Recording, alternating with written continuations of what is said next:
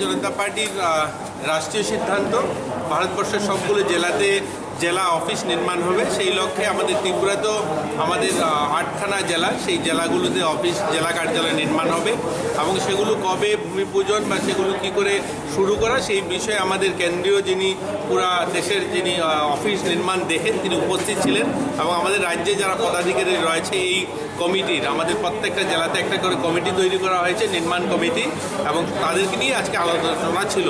আমাদের মিশন হচ্ছে আগামী দুর্গাপুজোতে, এই দুর্গাপূজার পরের দুর্গাপূজাতে যেন আমরা সবগুলো অফিস উদ্ঘাটন করতে পারি এবং সেগুলো থেকে এই রাজ্যের মানুষের জন্য কাজ করা সম্ভব হয়, সেই লক্ষ্য নিয়ে আজকের এই আলোচনা ছিল। কোন কোন জেলা থেকে আসছে? প্রত্যেকটা জেলা, 8খানা জেলা আমাদের রাজ্যের, 8খানা জেলার প্রতিনিধি ছিলেন। যিনি আসছেন ওনার নামটা? রবীন্দ্র রাজুজি, তিনি ভারতবর্ষের জেলা কার্যালয় নির্মাণের দায়িত্বে রয়েছেন।